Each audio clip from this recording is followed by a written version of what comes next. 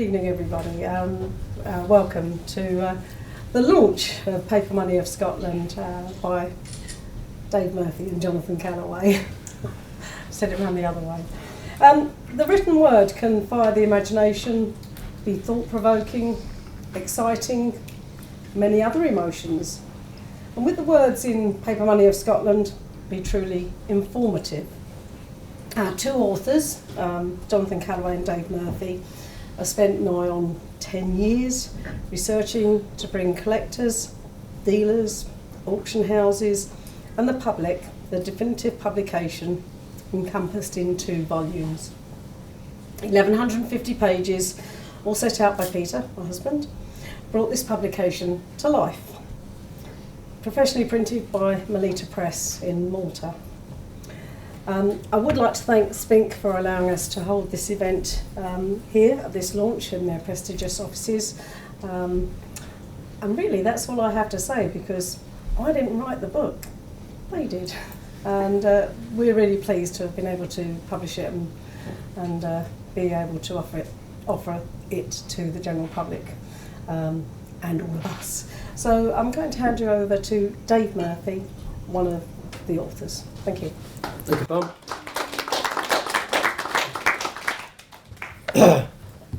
No wish to bore you, but I want to give you some idea of just how the books evolved. It was 1988.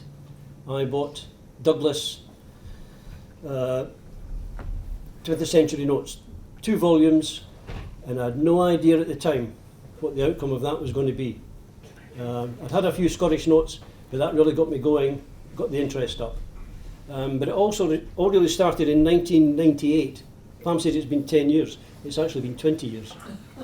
In 1998, David Twinell, who some of you may know, very interested in the Bank of Scotland, was tasked by Trevor Jones to update the Bank of Scotland part of 20th century banknotes.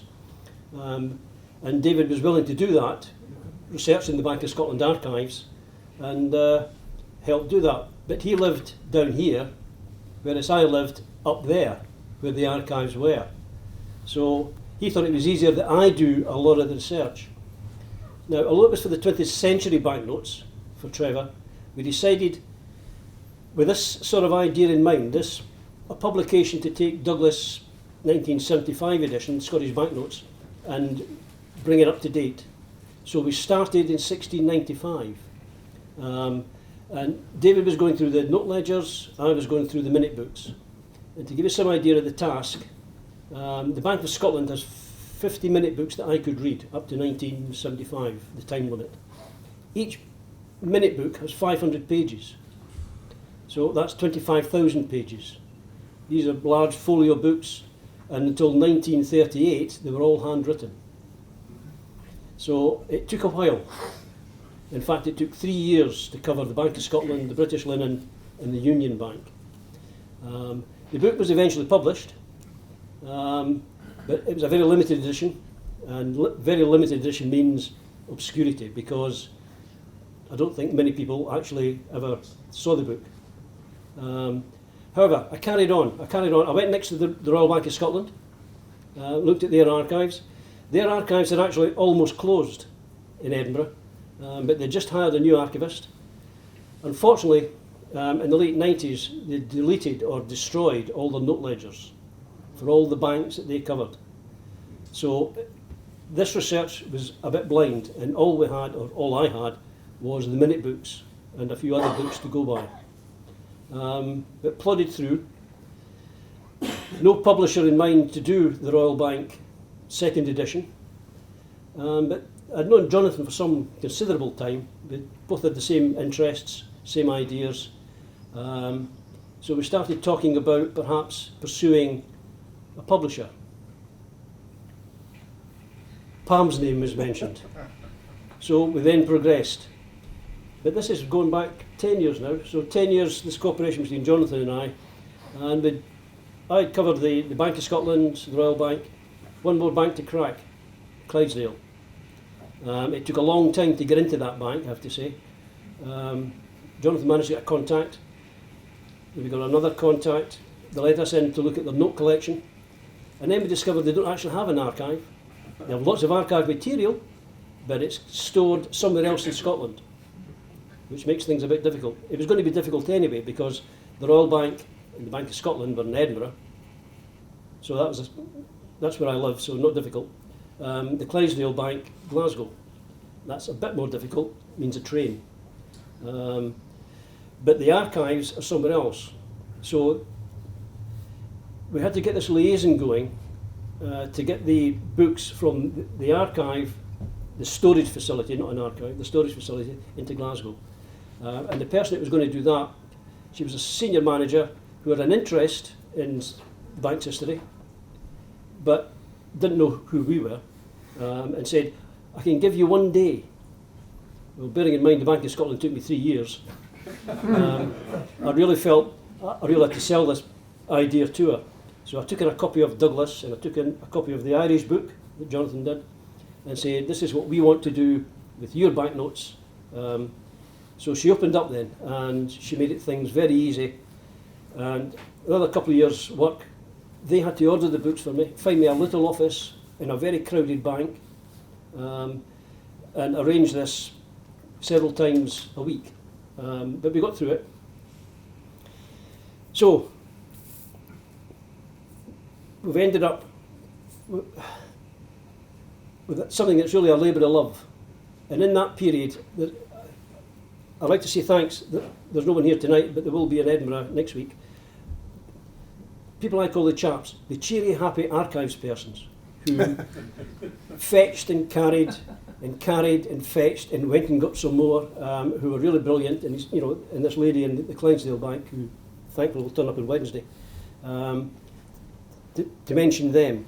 And also I'd like to mention all the collectors who have been involved, and especially the dear Professor Ian Stevenson, who's no longer with us, who have all been a great help. And without the banks and without them, then this wouldn't have happened. So I'd like to thank them. And also this fella here, because he put the wordy bits in. So that's my contribution, just to give you some idea of how it came about. Thank you. I hope it's useful to you.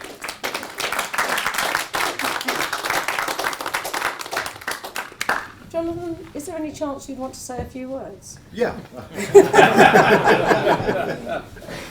Yeah, I've already said a few words today, but I would like to say a few more words.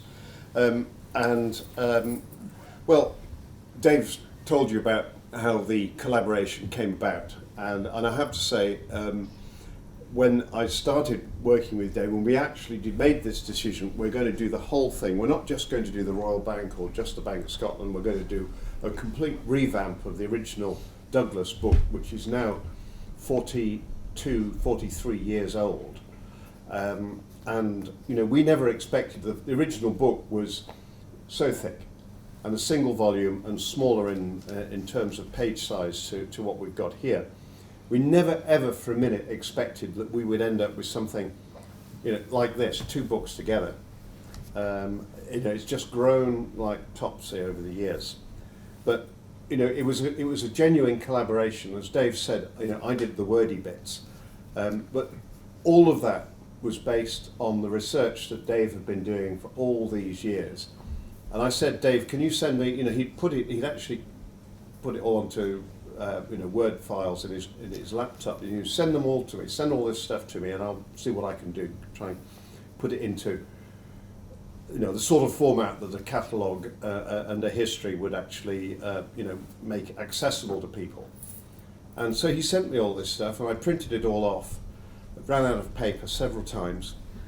I printed it all off, put it into volumes, double-sided printing to save paper.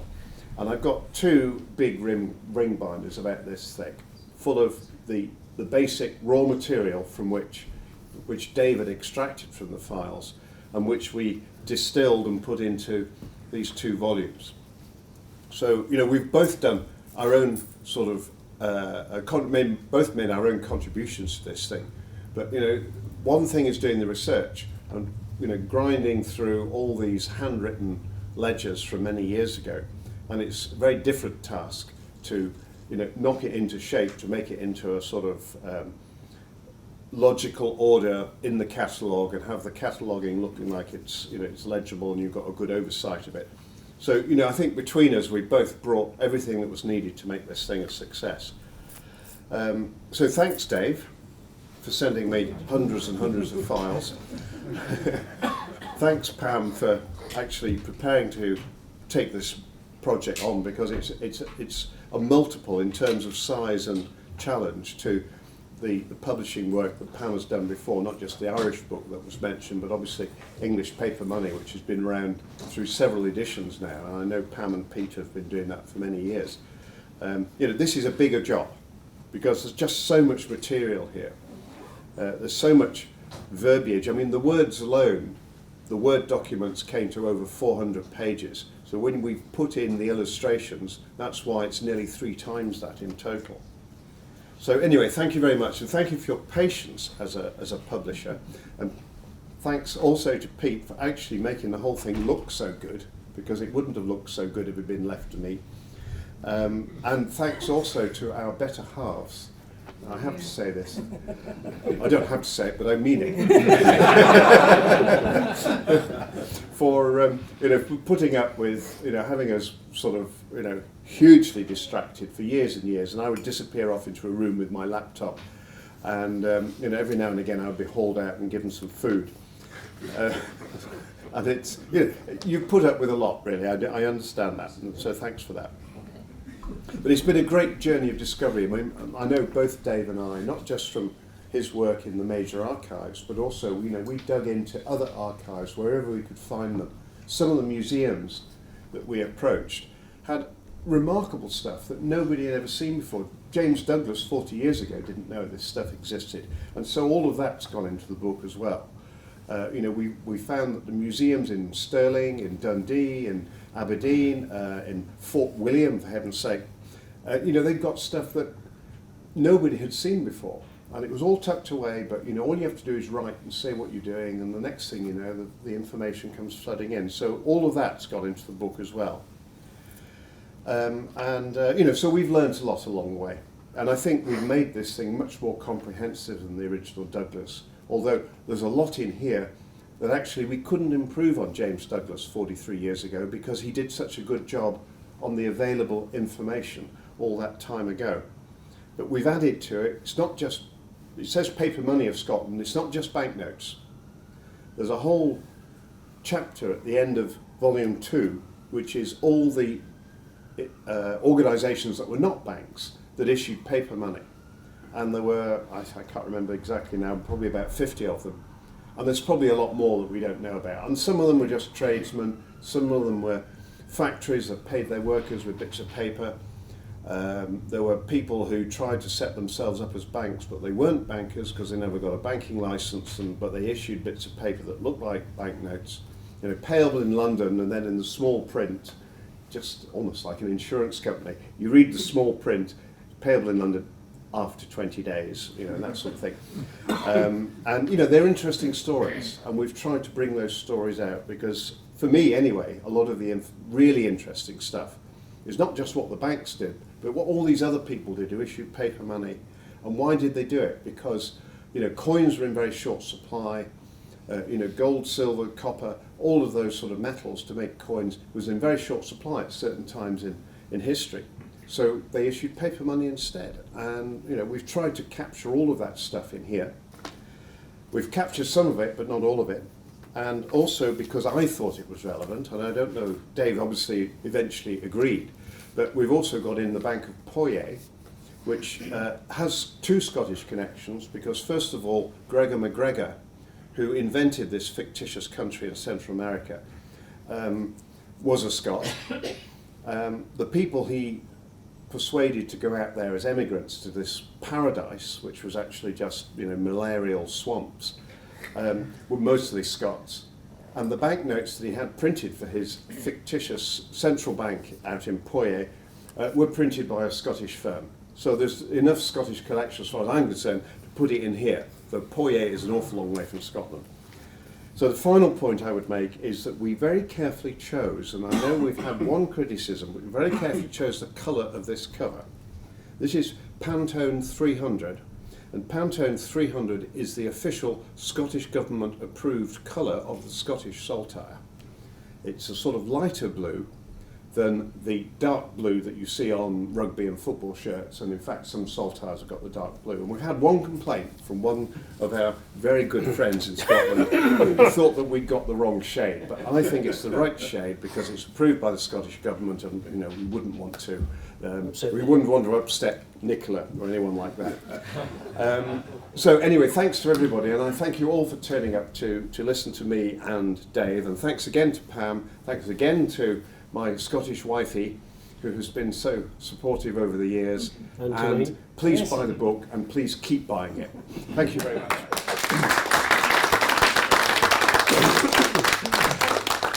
Just two things I'd like to point out.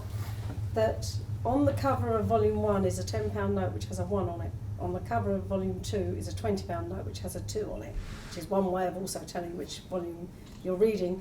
And I think if my husband said to me every night he was going to go into a room with his computer, I would worry. But in Jonathan's case, Hilary, you really had no need to worry.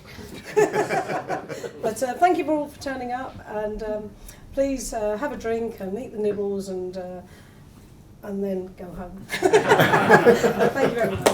Sorry, Mark, sorry. Yes. Can I ask a question? Oh yeah, of course. Yeah. As a resident of one of Her Majesty's former colonies, and who has already had one hernia repaired, did you consider doing this in electronic format and making life a little easier, or is it? You must have thought about it. No, I didn't. I really didn't. I do appreciate that most people do have their books online. It is perhaps something that we should look at for the future. And I do realise that people possibly couldn't carry this around with them. So it is something we can look into, but we've only got sort of 1,200 books to sell, and then we'll look into it. I never thought I would ask that question, but No, I would take 6 books home to America, and now I'm asking. Yeah, I'll tell you so. Digital media, but Yeah. you get to a point. It is certainly digital media is potentially the way to go. We also don't want to see the dying out of physical books either.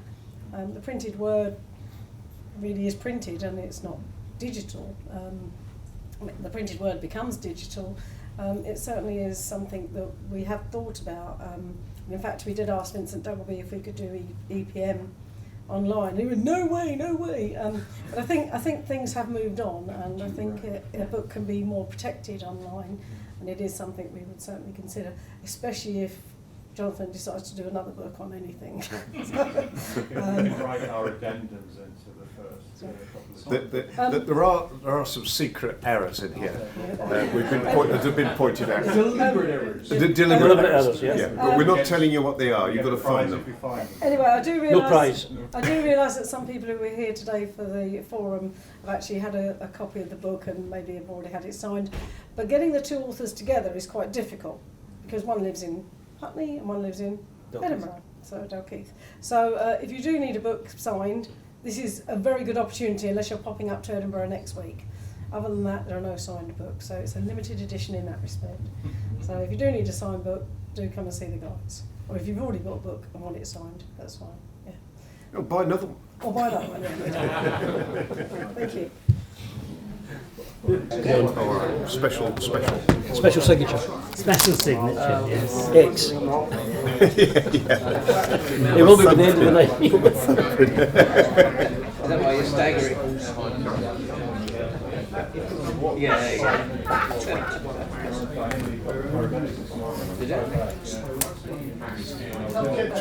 Dave, I've had a chance to much more flexible. Mainly, I think, because of the amount of work Dave's done. Thank you. It was sold 28 copies. They were super. It really made the difference. We're going to the next issue. It's fantastic. I think you've done Me too. And, the price, the work is incredible. Labour of love. It's a fantastic book. I know all the people involved, and I knew the late James Douglas. I think that it is outstanding. We've sold 28 copies in the first week. We hope to sell a lot more. how important is this book for Scottish banknote collecting? It's not just Scottish banknote collectors that have it, but other banknote collectors that have it. It is a fantastic work. It's in full color. It's 2 volumes, and it's priced incredibly cheap.